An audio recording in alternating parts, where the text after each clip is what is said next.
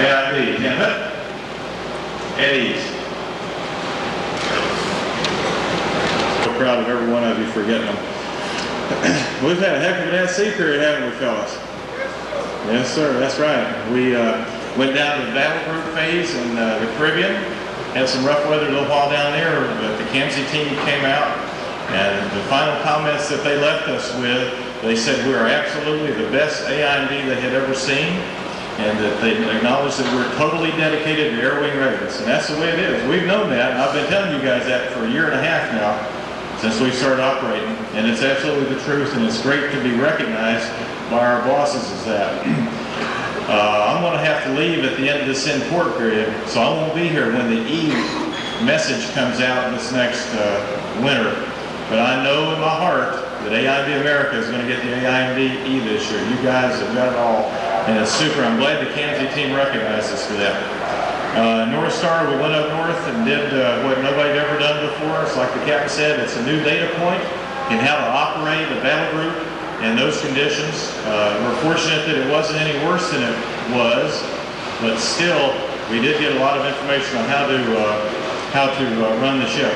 Had some nice port visits. Mojave, I think, turned out to be far better than any of us had ever thought, especially those guys that got to Paris. It was a good time. I thank you for your conduct, and I know that these ports that you have in the net are going to be just marvelous. Transit back was great. Got a lot of work done, worked off some of the backlog, but the two really important things from my perspective is we developed the tool control plan and the pre-X list. That pre-X list, I'm sure, was a pain in the rear to a lot of you, but you have no concept of what the benefits of that thing are going to be. It means that we've got parts now, we'll be able to fix stuff that otherwise would go off ship AWP and be sitting there for weeks and weeks and weeks, helping our air wing. That's what we're doing. So I appreciate all the hard work that you guys put into that. We have some farewells this in-port period. Mr. Eckstein's leaving, going up to Pax River. We'll miss him. Done a marvelous job in QA. Ensign Dojero back here is heading off to Guam, probably to be the AMO and get to stand up at quarters and do this every week. Chief Bowers out of PC is leaving, going down to NAS Kingsville. Chief Rawson going over to Oceana, and Chief Nye, GSC, is retiring. Those guys have all done super. And my friend Tom Davis from IM5 is going to head out in the civilian world too. We wish him fair winds and following seasons, all those guys. You'll see some new officers up here when we get underway on the 11th of May. My relief, Commander Randy Weekly is coming aboard. You guys, a few of you know him, super guy, absolutely marvelous. We're really fortunate to have Randy coming. You won't see any change from the top at all. We have Lieutenant Commander Greg Elkins, who's coming aboard from Marvers Point, and a new Ensign, Mark Wassel, coming. We're also going to have an Ensign Assistant IM3 officer, Ensign Du Bois, coming from VF 102 to help out for the cruise. I want to say thank you to those guys that are leaving. I want y'all to say welcome to those guys that show up when you see them around. I want to say special congratulations this morning to AS1 Sanborn. Yesterday we went up in the forecastle and the captain put his EAWS wings on. I know in my heart that he's going to be on the Chiefs list this spring, or this summer when it comes out. And you guys that are in work on your EAWS quals, good on you. For those of you that aren't, you really got to get hot on it, fellas. You can make first class without it, but I guarantee you that you're not going to make chief. It's the way of the world now. It's not hard. It just takes determination to get through it. I'm proud of Sanborn. Also, congratulations to our two cap nominees from the COP deck, two selectees, AMH1 Ken Jimmy and AT2 Karen Boat. Proud of both of you guys. That's absolutely super. And Airman Harris from up in 610 was the ship's Sailor of the Month for February. We're proud of Harris. He's got a good future ahead of him too. Let's see, I'll tell you what, I looked back last night and ran some statistics at how well the Air Wing did this last at-sea period. And given the hard weather that we had, the lack of elevator runs, the tossing around, they did absolutely super. We did beyond that. This was probably the best farewell present I could have ever had out here, fellas. I'll tell you what I want to do is run through some of the shops and just say thanks to a few guys who supervisors say they went above and beyond. PC, Morocco, and Pedretti, lots of hustle and hard work. 60 Alpha. You guys had a bunch of corrosion work when we had airplanes to do. You guys in the shops, and the systems are better for that. 610, 660, AX3 car, AX3 Chappelle. Good work on ASW systems, ATAN Bruner, great attitude, a lot of good work on IFS. 620, Airman Ball, Bell, Fay, Knockhead Battery Shop, and AE2 Roland Taylor and Cyberson for overtime and keeping those X-reps down. That's great for you guys. 62 Echo, I tell you what, AE2 Williams and that crew up there, Goodnight, Loss, Reed, Uber, Blair, and Dennis, never one time did generators and CSDs reach up and try to bite me in the rear end, and that could happen anytime. Super, you guys kept ahead of the work, that was great. 64 Alpha, Chandler and Ernst, we had a lot of problems with F-116s, fellas, because S3Bs that came up from BS-30 brought some sick transmitters with them, and you guys did a great job keeping on top of that. 64 Charlie, Manley, and Wilkie. Those gun and go changes can bite you real bad, not one time, marvelous. And then AT2 Leeser took over at 167 plus when the normal guy got medevacked off. That was great, no problem there.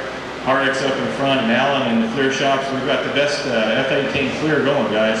I watched the Roosevelt out there, and they're not half as well as we are with these F-18 clears, and that's significant. And these guys down Casual Shop really get a lot of credit for it. Up in the vans, what can I say? Poland's got a class act up there and kept ahead of the 86B requirements the whole time. 65 Alpha, most crowded, but one of the most productive shops going anywhere, guys. AQ2 McGowan, Johnson, Kolaski for perseverance and keeping that RADCOM up. We're setting records with RADCOM here too. 118 RFIs on both those RADCOMs. I don't know, even AIMD Norfolk's doing that well over there. EMTC guys, Swain, Ritchie, Shealy, and Sutherland, they all did fine. A lot of hard work there. And ASN 92 and 130 crews, not a word, guys. Those things never came up even one time, even though we had some burps with sins. So we did super in that line of work. 65 Golf, Myers and Bowers got IAFTA back running again. Needed that thing. Rustin and Ward helped solve a big mystery with F-18 clear power supplies. We broke a new trail in that regard this at-sea period. And then Lazat and Howe kept us one ATS up for almost the whole at-sea period. That's really something. Y'all would be very proud. Vast, swamped, just like always up there. Have your attention for a few minutes, please. Okay. So we're getting closer to Norfolk. Questions? Let's see, where was I? I'm going to finish this list because I think this is important. 69 Alpha, whole shop up there did a great job. Micro Min, you know, I'll tell you what we did up in Micro Min and in the satellite stations. 1,381 items, Micro Min. Isn't that amazing? IM2, I want to say thanks to Whoa. Where is he? Is he up yet today? Still sleeping, you know. Anyhow, he got lambs working, which if you're in the emerald business, that's an important mission. The jet shop, guys back there, I couldn't be prouder. Did a marvelous job. We had so much work, it was just absolutely incredible. We learned all about F404 modules, did some depot level repairs, and kept them engines going. Never once had an airplane down that we didn't have an engine for. I was real proud of that. I'm tickled to death. Sontag is the crew leader in the test cell now, and congratulations to him. That's a big milestone. Paraloft, they were busy the whole time, as they always are. Made a lot of covers. This NEC snowballing machine out here has got a nice cover on it. MMG1 covers, a lot of unscheduled squadron work, parachutes and seat pins and stuff, so proud of you riggers. Hydraulic shop, thousands of items they build up back there. Good on them. Airframes, oh, we had some crunches, didn't we? You know, we got to exercise airframes in the composite shop.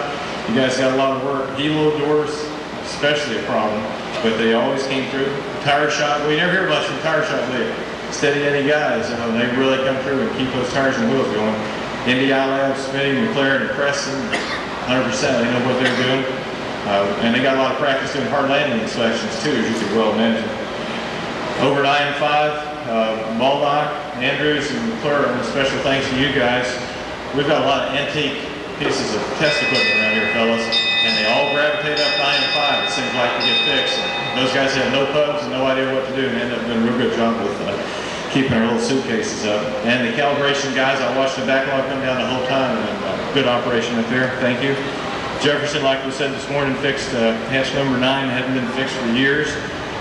We always had huffers, tractors, dollies, and forks when we needed them. Air start worked fine. I mean, it was just flawless from IM4's perspective this time. So you guys, everyone, those of you that I didn't mention the name of here, don't take it as a slight because you're part of the team. Everybody contributes. I mean, I could sit up here and read 435 names. That's how proud I am of every single one of you. It was marvelous at sea, period. And Captain says it right. Hold your heads high and be proud of it because it was really special. What are we going to do next? We're getting ready to enter a phase that's called POM. It means Preparation for Overseas Movement.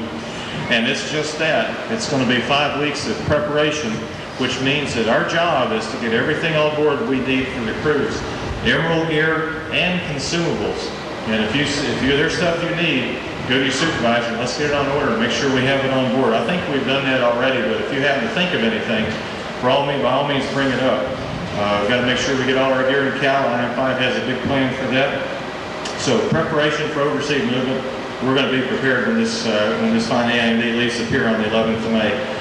For you guys up in the coop, I'm sorry that we had that problem with the asbestos and the leaking pipes and stuff, and it was a pain. I'm honored to introduce the head of Aviation Technical Training Branch.